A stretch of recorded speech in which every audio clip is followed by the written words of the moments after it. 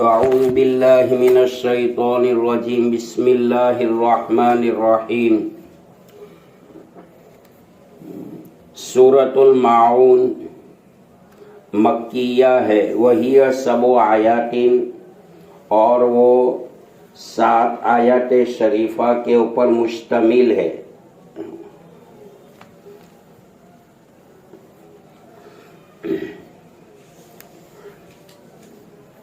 ارأیت الذی یکذب بالدین،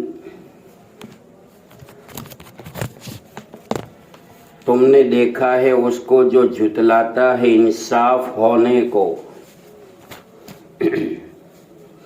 اس صورت کے اندر اللہ تعالیٰ نے اہل کفار کے اور اہل منافقین کے افعال قبیحہ، افعال ذمیمہ کا تذکرہ فرمایا ہے۔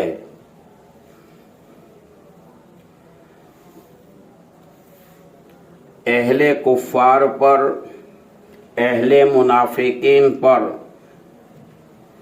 افعال قبیحہ، افعال ذمیمہ کا جو تذکرہ ہے، اس پر اللہ تعالیٰ نے جہنم کی وعید بیان فرمائی ہے، کیونکہ اہل کفار جو ہے، اہل منافقین جو ہے، اعمال بد کی بنیاد پر، اخلاق رذیلہ کی بنیاد پر، افعال قبیحہ، افعال مذمومہ کی بنیاد پر جہنم کی آگ میں داخل ہوں گے۔ صاحب شرح عقائد نے منافقین کی 2 قسموں کو بیان کیا ہے کہ منافقین کی 2 اقسام ہے، ایک ہے منافق اعتقادی اور ایک ہے منافق عملی۔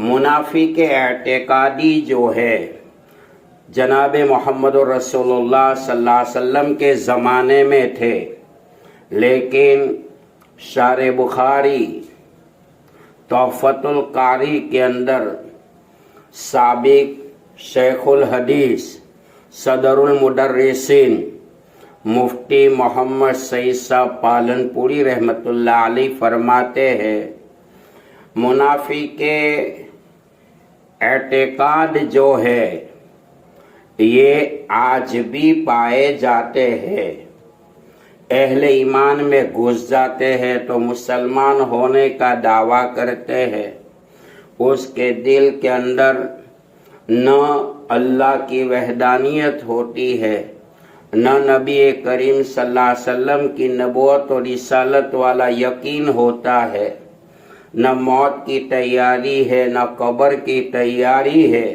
نہ ان کا ایمان آخرت پر ہے، نہ ان کا ایمان جنت و جہنم پر ہے، تو آج بھی منافق اعتقادی پائے جاتے ہیں۔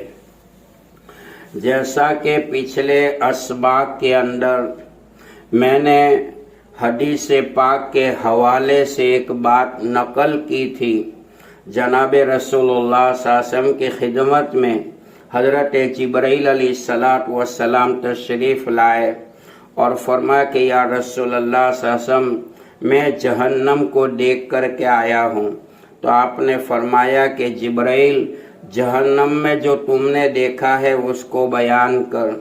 حضرت جبرائیل علیہ السلام نے ارشاد فرمایا کہ جہنم کے 7 طبقات ہیں۔ آپ نے پوچھا کہ جبرائیل جہنم کا سب سے نیچے کا طبقہ جو ہے وہ کس کے لیے ہے؟ تو حضرت جبرائیل علیہ السلام نے اللہ تعالیٰ کی طرف سے یہ پیغام پہنچایا کہ یا رسول اللہ صلی اللہ علیہ وسلم، منافقین، کافر، فرعون کا لشکر جہنم کے سب سے نیچے کے طبقے میں رہے گا۔ قرآن پاک میں بھی ہے، ان المنافقین یخادعون اللہ وہو خادعہم وَإِذَا قَامُوا إِلَى الصَّلَاةِ قَامُوا كُسَالَىٰ، اور دوسری جگہ پر فرمایا ان المنافقین فی الدرک الاسفل من النار، کہ منافقین کی جو جماعت ہے جہنم کے سب سے نیچے کے طبقے میں ہوگی۔ دوسری بات یہ ہے کہ یہ افعال جو ہے افعال قبیحہ اور افعال ذمیمہ، افعال مذمومہ، اگر کسی مومن سے سرزد ہو جائے تو جو تکذیب نہیں کرتا اگرچہ شرعاً مذموم اور سخت گناہ ہے، مگر وعید کا جو تذکرہ ہے یہ مومن کے اوپر اس کا اطلاق نہیں ہوگا، کیونکہ ایک کافر بذات خود کفر کی حالت میں کافر ہونے کی نسبت سے جو افعال ذمیمہ، افعال قبیحہ، اخلاق رذیلہ جو کرتا ہے ان کا یقین آخرت پر نہیں ہوتا، اس کے دل میں خوف خدا نہیں ہوتا۔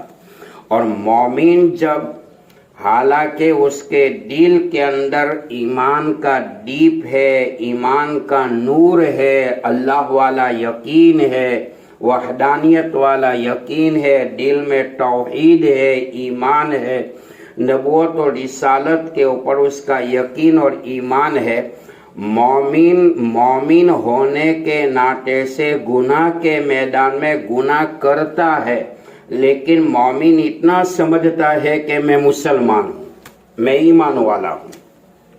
کافر اور مومن کی زندگی میں یہ فرق ہے۔ تو بہرحال مومن کے اوپر یہ وعید کا اطلاق نہیں ہوگا۔ اس کے بعد ان افعال اور اعمال سے پہلے جس کا تذکرہ ہے اس آدمی کا ذکر فرمایا ہے کہ جو دین اور قیامت کا منکر ہے۔ اَرَأَيْتَ الَّذِي يُكَذِّبُ بِالدِّينِ فَذَلِكَ الَّذِي يَدُعُّ الْيَتِيمَ، تم نے دیکھا اس آدمی کو جو جھٹلاتا ہے انصاف ہونے کو۔ تو شارح فرماتے ہیں کہ اشارہ اس بات کی طرف ہے کہ جس کا تذکرہ اس صورت کے اندر ہے کہ جن کا یقین جو ہے وہ آخرت والے دن کے اوپر نہیں ہے، قیامت والے دن کے اوپر اس کا یقین نہیں ہے۔ حالانکہ مفتی کفایت اللہ دہلوی رحمت اللہ علیہ جو اپنے زمانے کے بہت بڑے مفتی اعظم تھے، حضرت فرماتے ہیں اپنی کتاب کے اندر ایمان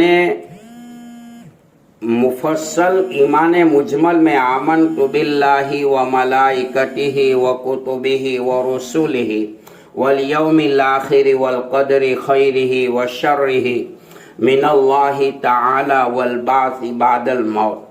7 چیزوں کا تذکرہ اس کلمے میں ہے جو مکتب کے اندر بھی اعتقاد کی بنیاد پر، عقیدے کی بنیاد پر بچوں کو پڑھایا جاتا ہے، اور ہمارے فن عقیدے کے جو امام ہے امام ابو منصور ماتوریدی رحمت اللہ علیہ، اور فن فقہ کے جو امام ہے امام اعظم ابو حنیفہ رحمت اللہ علیہ ہے۔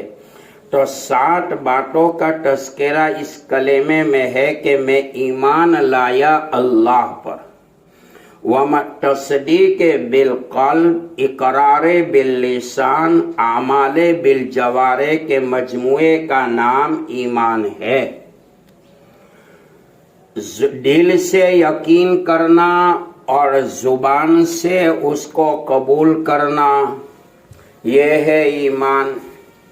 اور ایمان کا جو تعلق ہے انسان کے قلب کے ساتھ ہے، اور اسلام کا جو تعلق ہے انسان کے اعمال بالجوارح کے ساتھ ہے۔ عبداللہ ابن مبارک رحمت اللہ علیہ سے کسی نے اسلام کے بارے میں پوچھا کہ اسلام کس کو کہا جاتا ہے؟ لغوی اعتبار سے اسلام کا ترجمہ سلامتی کا ہے، اور اسلام مان لینے کا نام ہے، ایمان یقین کرنے کا نام ہے۔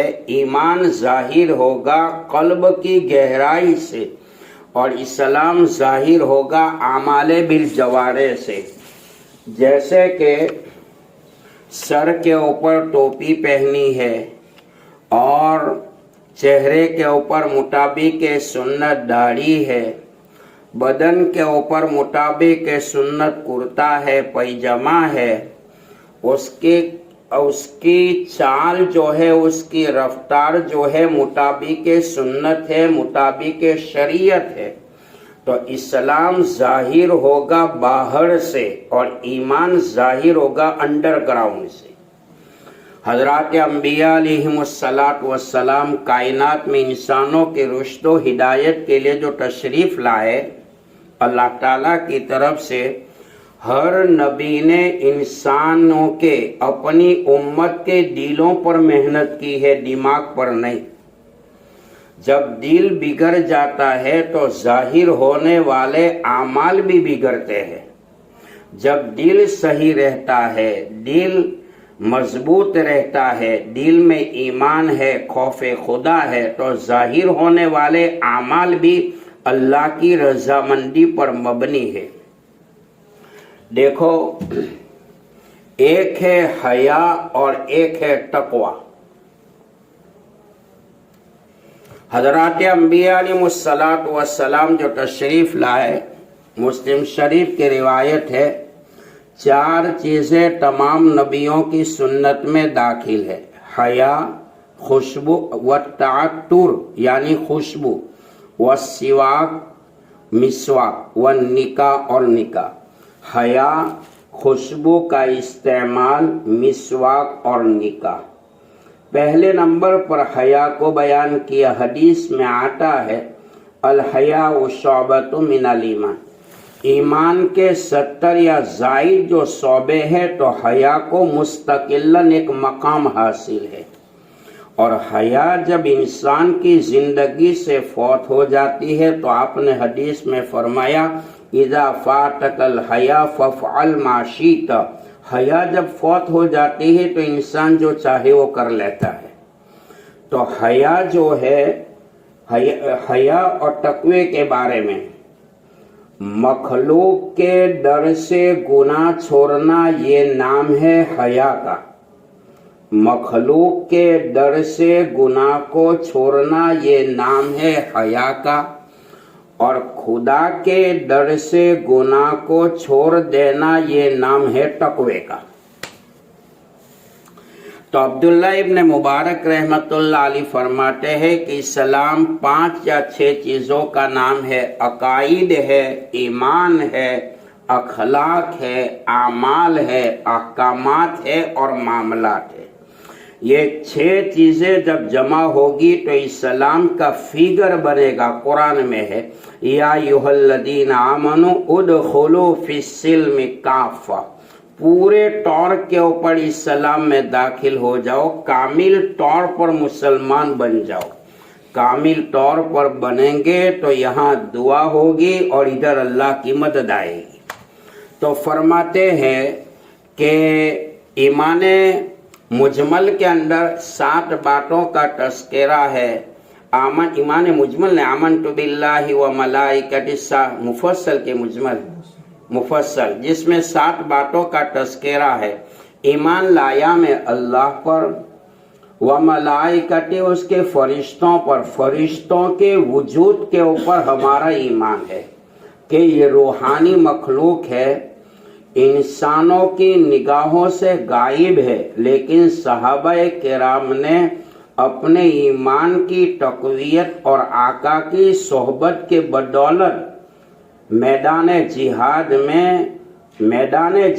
میں صحابہ کرام کو اترتا دیکھا تھا میدان بدر میں۔ جیسے کہ میدان بدر، غزوہ بدر کے اندر جناب رسول اللہ صلی اللہ علیہ وسلم تشریف فرما ہے، تو آپ صلی اللہ علیہ وسلم نے میدان بدر میں دعا فرمائی کہ اللہ تیرا محبوب 313 کی جماعت کو لے کر چلا ہے، ان کا صفایہ اگر ہو گیا تو قیامت تک تیرا نام لینے والا کوئی نہیں ہوگا۔ اللہ تعالیٰ نے فرشتوں کا نزول فرمایا تھا۔ تفسیر میں آتا ہے کہ 3 لاکھ نہیں 3000 یا 4000 فرشتوں کی جماعتوں کو، 5000 فرشتوں کی جماعت کو مدد نصرت کے لیے، تعاون کے لیے اللہ تعالیٰ نے آسمانوں سے اتارا تھا، اور صحابہ کرام نے فرشتوں کی چابک کی آوازوں کو بھی اپنے کانوں سے سنا تھا۔ تو فرشتوں کا وجود کا ہونا یہ ہمارا یقین اور ایمان ہے کہ فرشتے کو اللہ نے پیدا کیا ہے۔ ہاں، فرشتوں کا پاپولیشن بہت ہے۔ تفسیر مصنف ابن ابی شیبہ میں لکھا ہے، بارش کا ایک قطرہ زمین پر اترتا ہے تو اس کے ساتھ 6 فرشتے نازل ہوتے ہیں۔ اندازہ لگاؤ کہ فرشتوں کی تعداد، ان کا پاپولیشن کتنا ہوگا۔ جیسے کہ قرآن پاک کی آیت ہے، یحملون العرش ربک فوقہم یومئذ ثمانیہ، قرآن کی آیت ہے۔ اللہ تعالیٰ کے عرش کو اٹھانے والے 8 فرشتے ہیں۔ کتنے؟ 8 فرشتے۔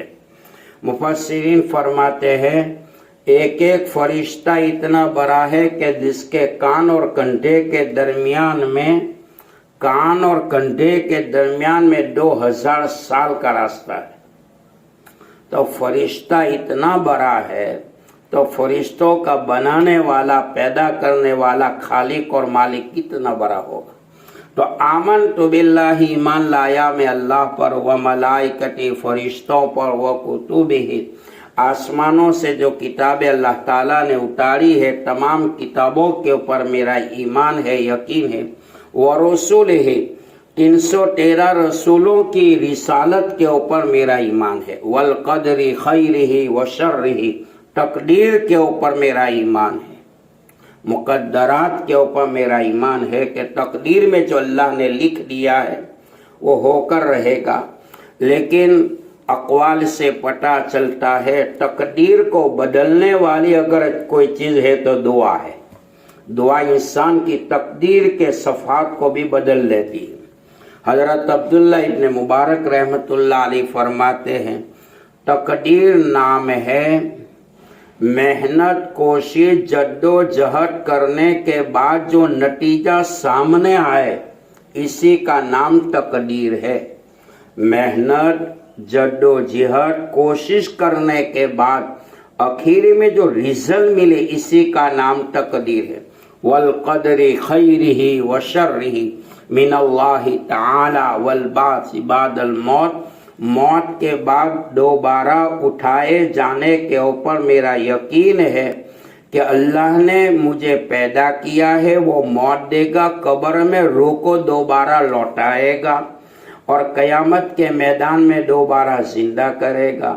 جیسے آسمانوں سے برسنے والے پانی کے ذریعے مردار زمینوں سے اللہ گھاس اور سبزیاں اگا سکتا ہے، تو مرے ہوئے کو دوبارہ آتما کو دینا، ارواحوں کو دینا اللہ کے لیے کوئی مشکل نہیں ہے، وہ خالق ہے اور مالک ہے۔ بہرحال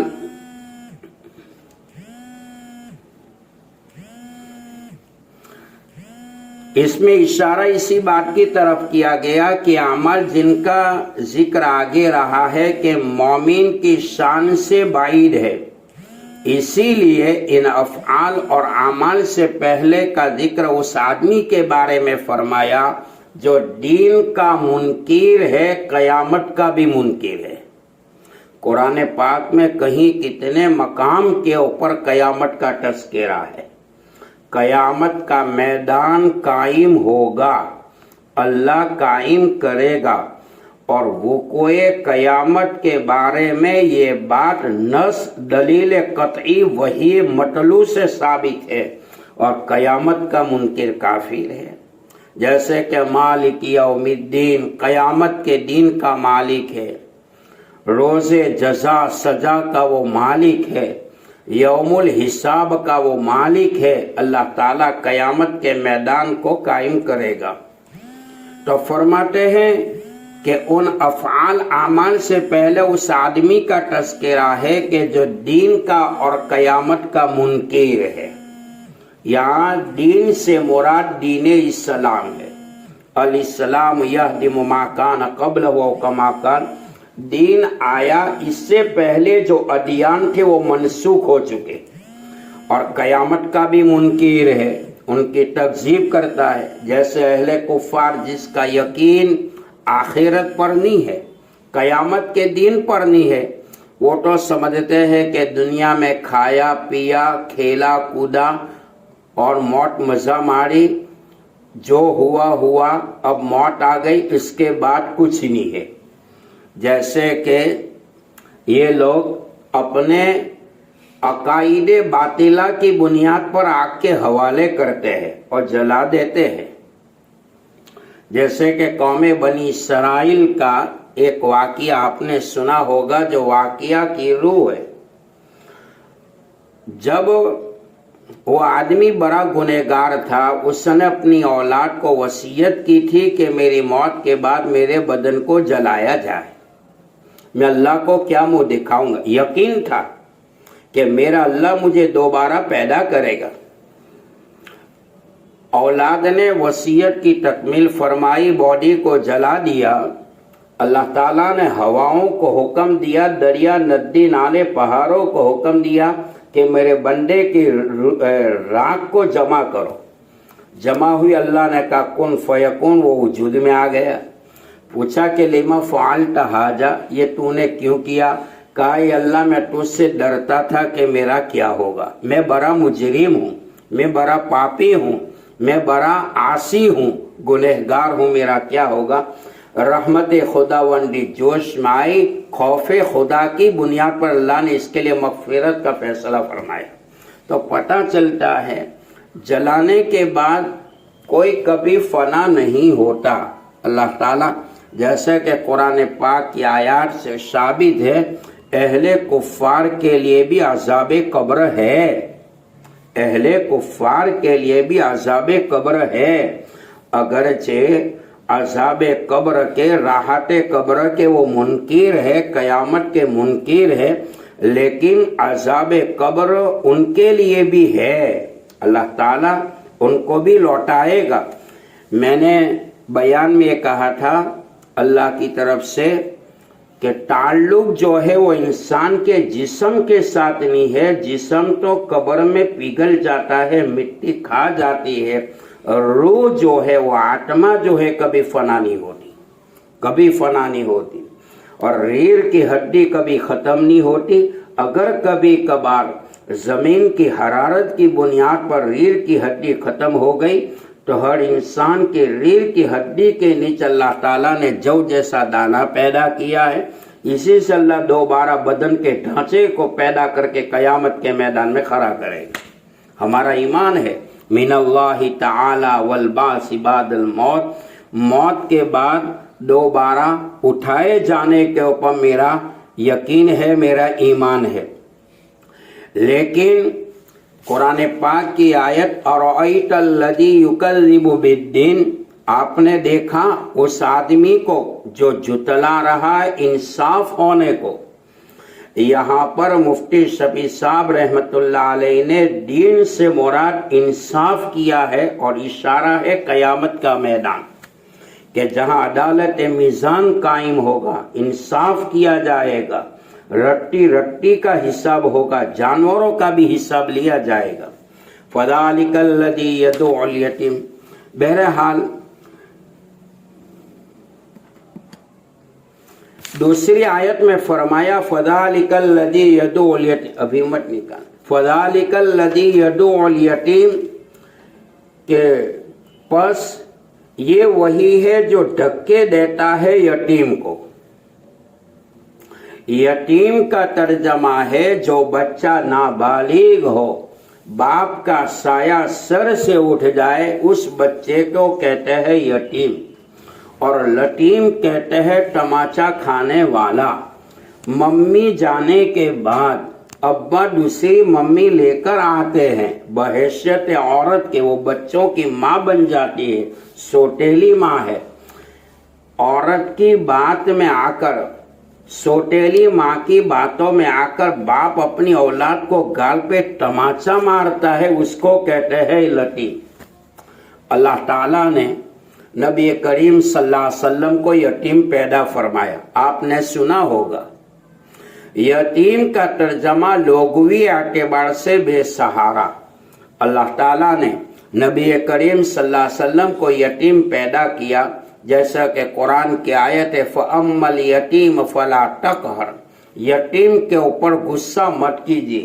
وَأَمَّا السَّائِلَ فَلَا تَنْهَرْ، سوال کرنے والے کو نہ جھڑکیے. اللہ تعالیٰ حاکم ہے اور حاکم کا کوئی بھی کام حکمت سے خالی نہیں ہوتا ہے. اللہ نے حضور پاک علیہ السلام کو یتیم پیدا کیا. مادر بطن میں 6 مہینے کے تھے، حالت حمل نے ابا کا سایہ اٹھا لیا تھا.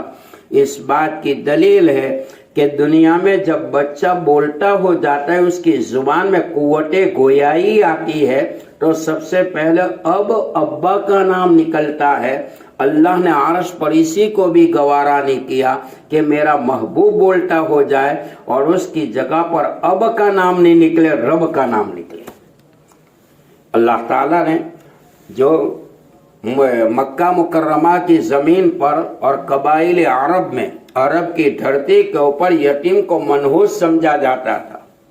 آپ صلی اللہ علیہ وسلم کو اللہ تعالیٰ نے یتیم پیدا کیا تاکہ دنیا کے سارے یتیموں کا گریبان اونچا ہو جائے کہ ہم خالی یتیم نہیں ہیں، ہمارے آقا بھی یتیم ہیں. اللہ تعالیٰ کی بہت بڑی حکمت ہے. دوسری بات ہے کہ اللہ تعالیٰ نے آپ کو امی پیدا کیا. امی کہتے ہیں لکھنا پڑھنا جس کو نہیں آتا ہو، انگریزی میں کہتے ہیں illiterate، جو پڑھنا لکھنا نہیں جانتا ہو. دیکھو اللہ تعالیٰ نے نبی پاک صلی اللہ علیہ وسلم کو امی بنایا ہے. دنیا اگر آپ کا کوئی استاد دنیا میں بنتا، استاد طالب علم کو حد سے زیادہ تنبیہ کرتا. اگر نبی پاک علیہ السلام کا کوئی استاد بنتا، اگر آپ کی تنبیہ کرتا، تو اللہ فرماتے میرے نبی کے شان کے خلاف تھا. آپ کا کوئی استاد ہی نہیں بنا ہے، آپ کا استاد اللہ ہے.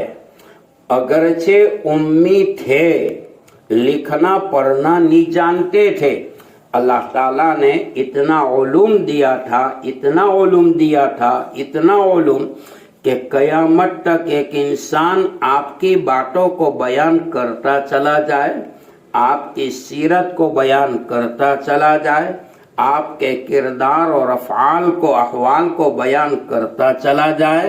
زندگی ختم ہو جائے گی، بیان کرنے والا موت کے گھات اتر جائے گا، لیکن آپ صلی اللہ علیہ وسلم کی باتیں کبھی ختم نہیں ہوگی. مفسرین فرماتے ہیں آپ امی تھے. 1,24,000 شرع قائد کے حاشیے کے مطابق 2,24,000 انبیاء علیہ السلام جو آئے ہیں، تمام نبیوں کا علوم آپ کی شریعت کے اندر تھا، حتیٰ کہ آپ کے علوم میں لوح و قلم کا وہ علوم بھی شامل تھا. اللہ تعالیٰ نے اتنا علوم دیا تھا. پتہ چلا اللہ تعالیٰ اگر کسی کو بام عروج پر پہنچانا چاہتا ہے، ترقی دینا چاہتا ہے، تو اس بندے کو ٹیچر استاد کا بھی محتاج نہیں بناتا ہے. یہ اللہ تعالیٰ کی شان ہے، جس کو قرآن نے کہا کل یوم ہوا فی شان. جیسے کہ معراج کے موقع پر جناب نبی کریم صلی اللہ علیہ وسلم کو جہنم کا نظارہ کروایا گیا، جنت کا نظارہ کروایا گیا، آپ نے جہنم میں اس قوم کو دیکھا کہ جس قوم کا چہرہ اونٹ کی شکل کے مشابہ تھا، اور جہنم کی آگ کی انگار اور پتھر اس انسانوں کے منہ میں ڈھکیلا جا رہا تھا، جن کی وجہ سے وہ چلاتے تھے. آپ نے رفیق سفر جبرائیل امین سے پوچھا، اے جبرائیل یہ کون لوگ ہیں جن کی شکل اونٹوں کی شکل کے مشابہ ہے، جہنم کی آگ کے انگار ان کو کھلایا جا رہا ہے، جس کی حرارت اور گرمی اور تمادت کی بنیاد پر روتے ہیں، چلاتے ہیں، اس کا آنسو خریدار کوئی نہیں. یہ کون لوگ ہیں؟ آپ نے فرمایا یہ وہ لوگ ہیں جو دنیا میں یتیموں کا مال کھایا کرتے تھے. قرآن میں ان الذین یاکلون اموال الیتامی ظلما بے شک جو لوگ یتیموں کا مال کھاتے ہیں ناحق طور پر، وہ ظاہر میں تو مال کھاتے ہیں، باطنی طور پر جہنم کی آگوں کے وہ انگار کھا رہے ہیں۔ تو فرماتے ہیں فَذَلِكَ الَّذِي يَدُعُ الْيَتِيمَ، پس یہ وہی ہے کہ جو دھکے دیتا ہے یتیم کو۔ یتیم کے سر کے اوپر اگر کوئی ہاتھ پھراتا ہے شفقت محبت کی بنیاد پر، تو جتنے بال ہاتھ پھرانے والے کے ہاتھ کے نیچے آئیں گے، اللہ ایک ایک بال کے بدلے میں اس کو نیکی عطا کرے گا۔ یتیم کا مقام بہت اونچا ہے۔ اس کے بعد فرمایا وَلَا يَحُضُّ عَلَىٰ طَعَامِ الْمِسْكِينِ، فرماتے ہیں کہ اور نہیں ہے تاکید کرتا محتاج کے کھانے پر۔ کیا مطلب؟ کہ مسکین محتاجوں کو قدرت کے باوجود کھانا نہیں دیتا ہے اور دوسروں کو اس کی ترغیب بھی نہیں دیتا ہے۔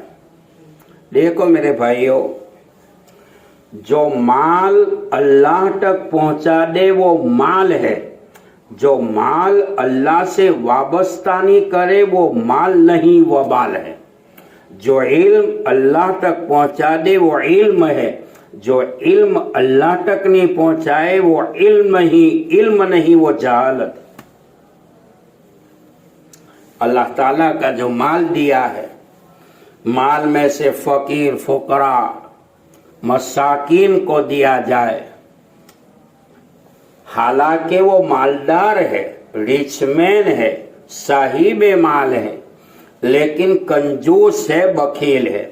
قرآن پاک میں فرمایا سَيُطَوَّقُونَ مَا بَخِلُوا بِهِ يَوْمَ الْقِيَامَةِ، ان قریب اس مالوں کا ٹوک بنایا جائے گا قیامت کے میدان میں جس مال میں وہ بخل کرتا تھا۔ علم خرچ کرنے سے بڑھتا ہے، مال خرچ کرنے سے کم نہیں ہوتا، مال میں اللہ برکات اتارتا ہے۔ یہ مال کے اندر حدیث میں آتا ہے کہ ایک انسان صاحب مال ہے اور سال کی زکوٰۃ دے دیتا ہے اور وہ فارغ ہو چکا ہے کہ میں زکوٰۃ دے کے فارغ ہو چکا۔ حدیث میں آپ نے فرمایا ان فی المال الحقا سوى الزکاۃ، زکوٰۃ تو کیا ادا کی، زکوٰۃ کے علاوہ اور دوسرا مال اس میں بھی اللہ کا حق ہے۔ خفیہ طور پر صدقہ کرنے والا، خیرات کرنے والا، اللہ تعالیٰ اس کو بری موت سے بچائے گا۔ جھڑکنا نہیں چاہیے۔ بعض لوگ تو چندے والے کو بھی دھٹکارتے ہیں۔ ایک بیان میں اللہ تعالیٰ نے میری زبان سے کہلوایا تھا، مدارس کے کلیکشن کے لیے جو آتے ہیں، تم صاحب مال ہو، تمہارے در پہ چندے والا آیا ہے، اگر اس کو دھتکارو گے اس ذات کی قسم کہ تمہاری نسل سے اللہ علوم اٹھا لے گا۔ اس کا بہت بڑا مقام۔ فرماتے ہیں کہ جس استاد نے محتمیم نے اپنی ذات کے لیے کبھی کسی کے پاس جھولی نہیں پھیلائی، وہ مسلمانوں کے بچوں کو علوم دین، علوم قرآن، علوم تفاسیر کو سکھانے کے لیے، علوم احادیث کو سکھانے کے لیے لوگوں کے پاس جھولی پھیلاتے ہیں تاکہ کوئی مسلمان کا بچہ پڑھ جائے اور دین محمدی کی خدمت کرنے والا بن جائے، کسی مسلمان کے بچے کو قرآن سکھائے۔ ان کا منشا تو یہ ہوتا ہے۔ فرماتے ہیں کہ قیامت سے پہلے ایک وقت آئے گا، مال کی فراوانی ہوگی، لوگ تھیلے بھر بھر کر دینے کے لیے نکلیں گے، لینے والا کوئی نہیں ہوگا۔ یہ چندے والے کا احسان ماننا چاہیے کہ وہ تمہارے در پہ آتا ہے، تمہارے در کے اوپر آتا ہے۔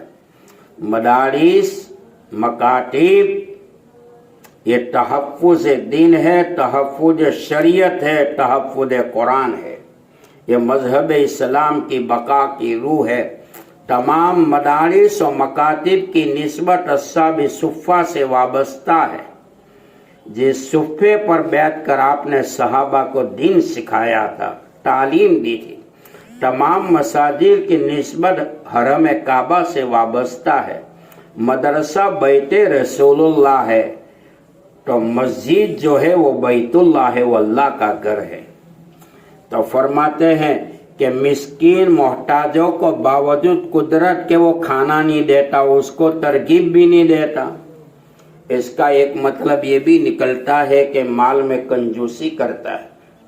جیسے مثال کے طور پر مدرسوں میں بعض طلبہ مالدار ہوتے، اس کو چاہیے کہ مدرسے میں جو غریب طلبہ ہے ان کو خفیہ طور کے اوپر کچھ دے دے، دینے کے بعد اللہ تیرے مال کو کم نہیں کرے گا، اللہ اور دے گا، دے دینا چاہیے۔ بعض طلبہ کی عادت ہوتی ہے کہ جیسے راندے جامعہ میں نے دیکھا کہ جب وہ آم کی سیزن موسم آتا ہے، آم کا موسم، وہ اپنے گھروں سے تھیلے بھر بھر کر لاتے ہیں، اور اب آجو باجو کے کمرے والے کے جو طلبہ ہے کتنے غریب ہیں، وہ پیسہ نہیں ہے کہ پیسے کے بنیاد پر آم خرید سکے، کھانے کے باوجود آم کے وہ چھلکے جو ہے ادھر ادھر پھینکتے ہیں، جس کی وجہ سے غریب طلبہ کا دل کے اندر ایک درد پیدا ہوتا ہے۔ خطبات برطانیہ میں لکھا ہے، جناب نبی کریم صلی اللہ علیہ وسلم نے ایک آدمی کو دیکھا جو بیت اللہ کا طواف کر رہا، بہت رو رہا ہے۔ آپ نے پوچھا کہ کیوں رو رہا؟ کہ گناہ کی بنیاد پر۔ آپ نے فرمایا کہ اللہ بہت بڑا ہے، معاف کرنے والا۔ فرمایا کہ میرا گناہ بہت بڑا ہے۔ آپ نے فرمایا کتنا بڑا ہے؟ آسمان سے بھی بڑا ہے، تو کہا اس سے بھی بڑا ہے، لوح قلم سے بھی بڑا ہے، تو کہ اس سے بھی بڑا ہے، اللہ معاف کر دے گا۔ نہیں، میں بہت بڑا گنہگار ہوں۔ آپ نے فرمایا کہ نہ رو، اللہ معاف کر دے۔ آپ نے پوچھا کہ تو نے کون سا گناہ وہ کیا ہے کہ جس کی بنیاد پر اس قدر روتا ہے؟ اس نے کہا کہ یا رسول اللہ صلی اللہ علیہ وسلم، میرے اندر ایک عادت ہے، جب کوئی مانگنے والا آتا ہے تو میرے دل میں آگ لگ جاتی ہے، بدن میں آگ لگ جاتی ہے، دل نہیں چاہتا کہ کسی اور کو کچھ دوں، یعنی بخیلی کرتا ہے۔ آپ صلی اللہ علیہ وسلم نے وہاں سے قدم ہٹائے ہے، قدم مبارک، اور فرمایا 1000 سال تک تو حرم کعبہ میں نماز پڑھے گا، 1000 سال تک، 1000 سال تک تو روزے پہ روزے رکھے گا، 1000 سال تک تو خوف خدا سے روئے گا، تیرے رونے کی وجہ سے مردار زمین سے درخت اگ جائے اور اس درخت پر پھل لگ جائے جس سے خدا کی مخلوق فائدہ اٹھائے، پھر بھی تو بخیلی پہ مرے گا، یہ بخیلی تجھے جہنم میں پہنچائے۔ تب باوجود قدرت کے وہ کسی کو کھانا بھی نہیں کھلاتا ہے اور نہ دوسروں کو اس کی ترغیب دیتا ہے۔ کہتے ہیں دے دے یا دلوا دے، اللہ کے نام پہ دے دے یا دلوا دے۔ اس کے بعد کی آیت میں فرمایا فویل للمصلین، فی خرابی ہے ان نمازیوں کی، اللہ عمل کی توفیق عطا فرمائے۔ سبحان اللہ۔ ٹھیک ہے بھائی، یہ بند کر دیں۔